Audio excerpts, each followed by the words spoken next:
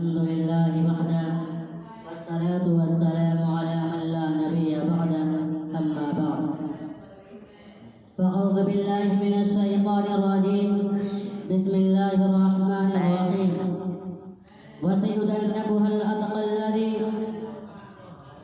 वक़ाल अन्नबिय्यु सल्लल्लाहु अलैहि वसल्लम सदक़ल्लाहुल मौलानुल अज़ीम वसदक़ रसूलुहुन नबिय्युल करीम वनहनु अला ज़ालिका मिनश शाहिदीन वश्शाकिरीन वल्हम्दुलिल्लाहि रब्बिल आलमीन।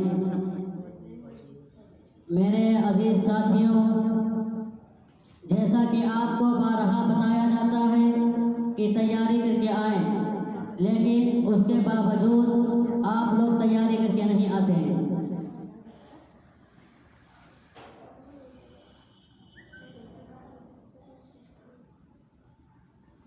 मैंने आपके सामने कुरान मुक़द्दस की एक आयत तिलावत की है।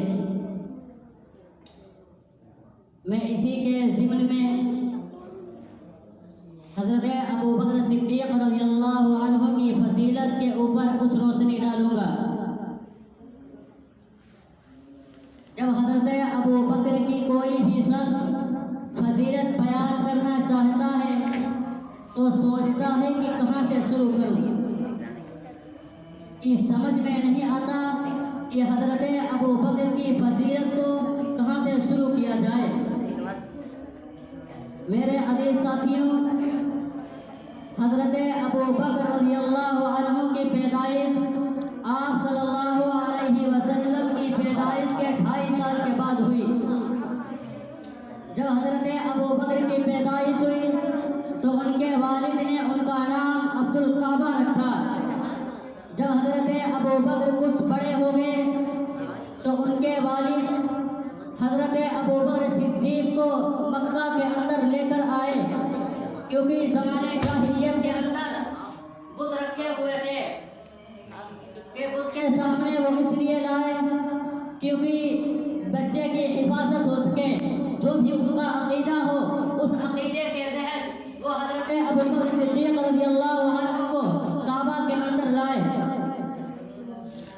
जब काबा के अंदर हज़रत अबू बकर सिद्दीक़ रज़ियल्लाहु अन्हु को लाया गया, अभी बचपन है, ज़्यादा समझदार नहीं है, बच्चे ही हैं, लेकिन जब बुत के सामने आए तो उन्होंने बुत से 2-4 सवाल किए। उन्होंने कहा, ऐ बुत, मैं भूखा हूँ, मुझे खाना खिला। तो बुत ने कोई जवाब नहीं दिया। उन्होंने कहा, ऐ बुत, मैं कपड़ा पहनना चाहता हूँ, लेकिन बुत ने कोई जवाब नहीं दिया।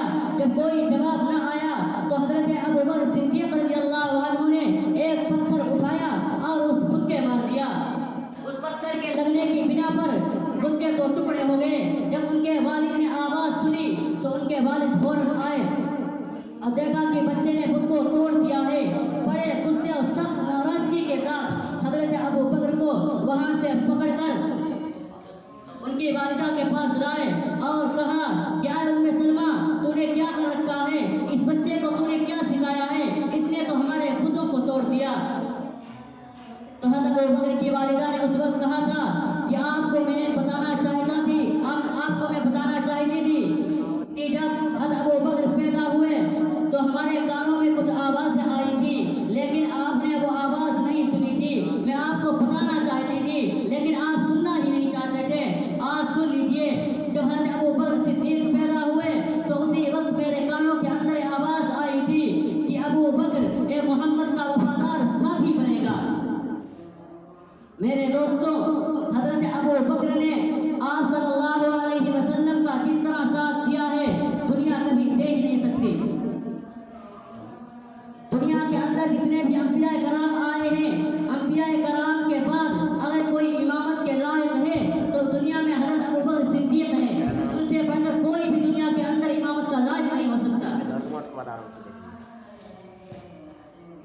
जब हज़रत अबू बकर आप सल्लल्लाहु अलैहि वसल्लम की वफादारी बहुत ही ज़्यादा थी, क्योंकि नबूवत के मिलने से पहले इन दोनों का रब्त बहुत मजबूत था। क्योंकि हज़रत अबू बकर सिद्दीक़ भी अपने बाप का सामान लेकर मुल्के शाम का सफ़र करते हैं। इधर हुज़ूर सल्लल्लाहु अलैहि वसल्लम भी हज़रत खदीजा का सामान लेकर मुल्के शाम का सफ़र करते हैं। दोनों तिजारत है, दोनों तिजारत का एक मरतबा इत्तिफाक ऐसा हुआ कि हज़रत अबू बकर अपने वालिद का सामान लेकर उनके शाम तिजारत के लिए गए। आप सल्लल्लाहु अलैहि वसल्लम की उम्र 40 बरस की हो चुकी थी, तो उस वक्त आपको नबूवत मिली। तो आप सल्लल्लाहु अलैहि वसल्लम ने जब नबूवत का ऐलान किया तो हज़रत अबू बकर वहाँ मौजूद नहीं थे। जब हज़रत अबू बकर मुल्क शाम से वापस आए और अपनी दुकानों को खोला, हज़रत अबू बकर की रेशम की 6 दुकानें थी, बड़ी बड़ी दुकानें थी। दुकानों को खोला तो दुकानों के इर्द गिर्द और जो छोटे ग्राहक थे वो सामान लेने के लिए बैठे हुए हैं। इतने ही में हज़रत अबू बकर सिद्दीक़ रज़ियल्लाहु अन्हु को खबर मिली कि मोहम्मद सल्लल्लाहु अलैहि वसल्लम ने नबूवत का दावा कर दिया है। चुनांचे हज़रत अबू बकर वहीं से उठे और उठकर फौरन आप सल्लल्लाहु अलैहि वसल्लम के पास आए और कहा, मत्तक़ी वमा तत्तक़ी, आपने जिसका दावा किया है उसकी दलील क्या है। मेरे दोस्तों, तो आप सल्लल्लाहु अलैहि वसल्लम ने उस वक्त कहा कि आए अबू बकर, उससे बड़ी दलील क्या हो सकती है जो तूने मुल्क शाम के अंदर ख्वाब में देखी थी। क्योंकि हज़रत अबू बकर जब मुल्क शाम में थे तो उनको एक ख्वाब दिखाया था, तो उन्होंने उस ख्वाब की ताबीर एक पादरी से पूछी थी वहीं, तो उस पादरी ने बताया था कि मोहम्मद नामी आखिरी नबी होंगे और उनके तो साथी होंगे। उसी बात पर अबू बकर ने दलील मांगी। मेरे दोस्तों, फिर यहाँ एक सवाल होता है, लोग कहते हैं कि हज़रत अबू बकर बगैर दलील के ईमान लाए, हालांकि यहाँ तो दलील मांग रहे हैं। मेरे दोस्तों, ये बात सही है कि हज़रत अबू बकर ने दलील मांगी, लेकिन ये दलील हज़रत अबू बकर ने इसलिए नहीं मांगी थी कि आप अपने दावे में झूठे हैं। इसको एक मिसाल से यूँ समझिए कि अगर कोई शख्स पूछे इन बच्चों से कि आप हाफिज़ कुरान हैं, तो मौलवी बताएंगे बच्चे हाफिज़ कुरान हैं, लेकिन पूछता है ज़रा उसको पढ़ के थोड़ा सूरत दिखाना। बच्चा पढ़ता है, हालांकि उसको यकीन है कि बच्चा हाफिज़ कुरान है, लेकिन फिर भी अपनी दिल की तसल्ली के लिए पढ़वाता है। इसी तरह हज़रत अबू बकर ने भी दलील मांगी थी ताकि दिल को तसल्ली हो जाए। तो हज़रत अबू बकर आप सल्लल्लाहु अलैहि वसल्लम पर ईमान ले आए। दूसरे ही दिन तशकील की 6 आदमियों को लाकर आप सल्लल्लाहु अलैहि वसल्लम की झोली में डाल दिया। उनमें से 6 सहाबी कौन कौन से हैं?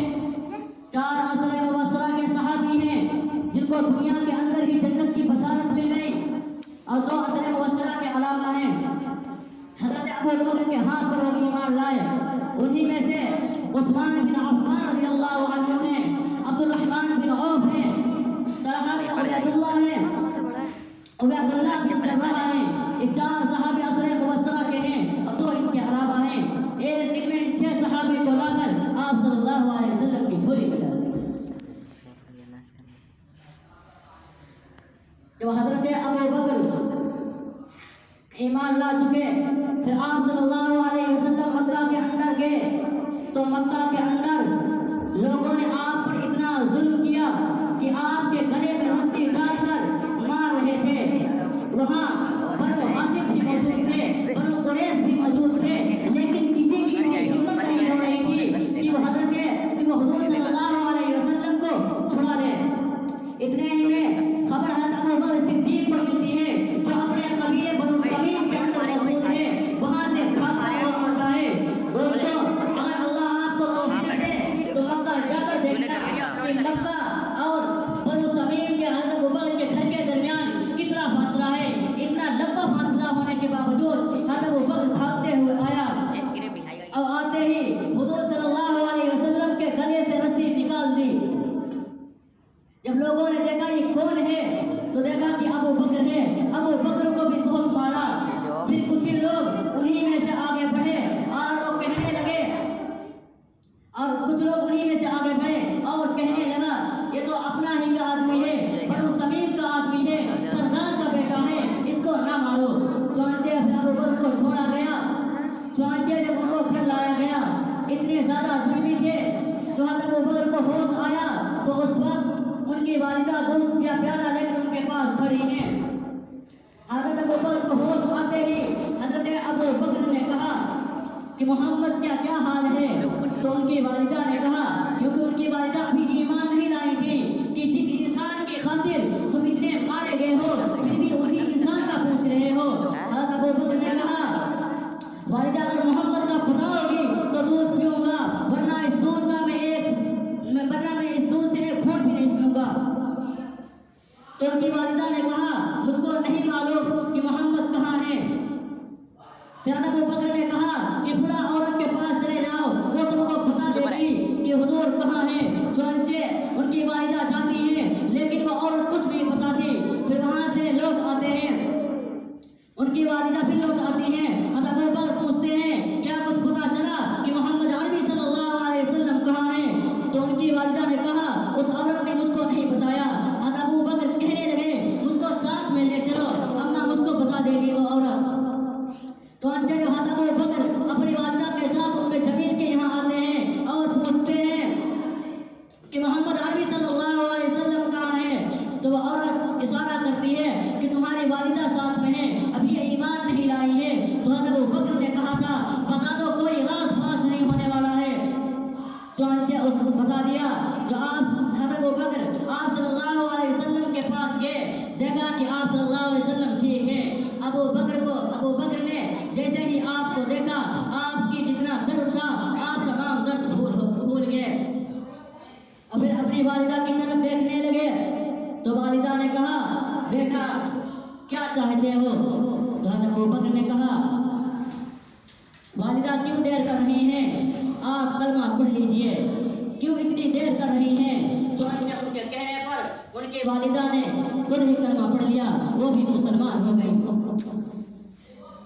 मेरे दोस्तों, इस तरह हज़रत अबू बकर ने आप सल्लल्लाहु अलैहि वसल्लम के साथ वफादारी की है। आपने गार का वाक़या पढ़ा होगा कि आप सल्लल्लाहु अलैहि वसल्लम वहाँ 3 दिन रहे। जो आप सल्लल्लाहु अलैहि वसल्लम गार ज़ोर के अंदर जाते हैं तो हज़रत अबू बकर भी साथ हैं। उस रात आप सल्लल्लाहु अलैहि वसल्लम जो है अबू बकर के घर पे आए तो देखा कि उनकी बड़ी बेटी अस्मा रज़ियल्लाहु अन्हा सो रही हैं। तो हज़रत आप सल्लल्लाहु अलैहि वसल्लम ने कहा कि यहाँ बात करना मुनासिब नहीं है। चुनांचे अबू बकर ने कहा कि कोई रात फाश नहीं होगा। चुनांचे वहाँ उन लोगों ने बातें की, लेकिन जब सामान बांटने की बारी आई तो कुछ नहीं पाया। क्या अबू बकर सिद्दीक था? क्या उसने अपनी औलाद की तरबियत की थी? बड़ी बेटी से कहने लगी, अस्मा इस सामान को बांध दो। तो अस्मा रज़ियल्लाहु अन्हा, कोई उनके पास सामान नहीं था जिससे सामान को बांधा जाए। अस्मा ने अपना कमरबंद खोला और उस कमरबंद के 2 टुकड़े किए। एक टुकड़े से तो हुजूर सल्लल्लाहु अलैहि वसल्लम का सामान बांधा और एक टुकड़े को अपने कमरबंद पर बांध लिया। उसको लेकर जाते हैं गार ज़ोर के अंदर। गार ज़ोर के जाने से पहले ही उन्होंने अपने बेटे अब्दुल्ला से कहा था कि अब्दुल्ला कि यहाँ मक्के की खबरें मुझ तक पहुँचाते रहना। और उसका गुलाम आमिर बिन फुहैरा उससे कहा था कि तुम इस तौर पर निकलना कि अब्दुल्ला आगे जाए और तुम उसके पीछे बकरियों का रेवड़ लेकर निकलना, ताकि कोई नक्शे कदम पर चलते हुए हम तक गार तक ना पहुँच सके। 3 दिन वहाँ रहे। आप सल्लल्लाहु अलैहि वसल्लम को खबरें भी इधर की मिल रही हैं और दूध भी मिल रहा है। मेरे दोस्तों, कुछ लोग सवाल करते हैं कि हज़रत अबू बकर बिक गए थे। मेरे दोस्तों, जरा अंदाजा करो, जब आप सल्लल्लाहु अलैहि वसल्लम गार ज़ोर के अंदर हैं तो उस वक्त आप सल्लल्लाहु अलैहि वसल्लम पर 100 ऊँटों का इनाम लगा है। अबू बकर पर भी 100 ऊँटों का इनाम लगा है। लेकिन अबू बकर के घर के अंदर तमाम अफराद जानते थे क्या अबू बकर कहाँ है। लेकिन जब उनका गुलाम आमिर बिन फुहैरा, उसको भी मालूम था कि 200 ऊँटों का इनाम लग चुका है दोनों के ऊपर। अगर मैं बता देता हूँ 200 ऊँट मुझको मिल जाएंगे। उस जमाने के 200 ऊँट बहुत ज्यादा थे, आजकल के 10 लाख रुपए होंगे। लेकिन उस अबू बकर के गुलाम भी नहीं बिका तो अबू बकर कैसे बिक सकता है? मेरे दोस्तों, इस तरह हजरत अबू बकर ने साथ दिया आप सल्लल्लाहु अलैहि वसल्लम का। सिर्फ एक ही मौका नहीं, ना जाने कितना ऐसे मौके हैं जिनके बिना पर हज़रत अबू बकर आपका साथ देते रहे। जो आप सल्लल्लाहु अलैहि वसल्लम की वफात हो गई, वफात के बाद हज़रत अबू बकर सिद्दीक़ रज़ियल्लाहु अन्हु को खलीफा बनाया गया। जब खलीफा बनाया गया तो उस वक्त बहुत ज़्यादा फिरके हो चुके थे। मुर्तदीन का फिरका अलग, मुनाफिकों का फिरका अलग, कई गिरोह हो चुके थे। उस वक्त हज़रत अबू बकर तमाम लोगों को संभाल रहे थे। कुछ मुनकिरीन लोग थे तो उन्होंने कहा, ज़कात के लिए किसी को भेजा तो उसने ज़कात देने से इनकार कर दिया और कहा कि मैं ज़कात नहीं दूंगा। तो हज़रत अबू बकर सिद्दीक़ ने उस वक्त कहा था कि मैं इनसे जिहाद करूंगा। मेरे दोस्तों, हज़रत उमर के वाक़यात आपने पढ़े होंगे, तो ज़रा सी बात पर भी तलवार निकाल लेते थे, तो ज़रा सी बात पर भी तलवार निकाल लेते थे। लेकिन उस वक्त जब हुज़ूर सल्लल्लाहु अलैहि वसल्लम की वफात हो गई, हज़रत अबू बकर ने कहा, अगर ये ज़कात देने में एक रस्सी की भी कमी करेंगे तो मैं इनसे जिहाद करूंगा। हज़रत अली मना कर रहे हैं, हज़रत उमर फारूक मना कर रहे हैं, जो इतने गज़बनाक होते हैं, उनकी तलवार बाहर ही रहती है, वो भी वहाँ पर जिहाद करने के लिए तैयार नहीं। लेकिन अबू बकर की हिम्मत और जुर्रत देखिए कि बंदा कहने लगा कि अगर मेरा साथ कोई न दे तो मैं खुदा की कसम, अगर जब तक अबू बकर जिंदा रहेगा, मोहम्मद के दीन में कमी आ जाए, अबू बकर गवारा नहीं कर सकता है। तो हज़रत अबू बकर ने इस बात पर डटे रहे। लेकिन जब बड़े बड़े सहाबा हज़रत उमर, हज़रत उस्मान, हज़रत अली मौजूद थे, जब उन्होंने देखा तो उन लोगों ने कहा, मैं समझ चुका हूँ कि अल्लाह ने हज़रत अबू बकर के सीने को आज खोल दिया है। आज ये अबू बकर वो अबू बकर नहीं रहा, अल्लाह ने इसके सीने को बहुत बड़ा बना दिया है। मेरे दोस्तों, उस वक्त हज़रत अबू बकर की हिम्मत देखने के काबिल थी। मेरे दोस्तों, जितने भी अंबिया कराम दुनिया में आए हैं, चार लगातार जिसकी पुश्तों के अंदर नबी हो, वो सिर्फ एक ही गुजरे हैं, हज़रत इब्राहीम अलैहिस्सलाम। बाप भी नबी, बेटा भी नबी, पोता भी नबी। हज़रत इसहाक अलैहिस्सलाम नबी, उनके बेटे हज़रत इब्राहीम अलैहिस्सलाम नबी, उनके बेटे हज़रत इसहाक नबी, उनके बेटे हज़रत याकूब नबी, उनके बेटे हज़रत यूसुफ नबी। चार लगातार पुश्तों के अंदर नबी होते चले आए। ये दर्जा किसी को नहीं मिला, ये दर्जा मिला है तो हज़रत अबू बकर सिद्दीक़ को मिला है। हज़रत अबू बकर का बाप भी सहाबी, खुद सहाबी, बेटा सहाबी, पोता सहाबी, चार पुश्तें, चार नस्लें लगातार सहाबी की हैं। ये दर्जा अगर मिला है तो हज़रत अबू बकर को मिला है। मेरे दोस्तों, हज़रत अबू बकर की बहुत सी भी फजीलत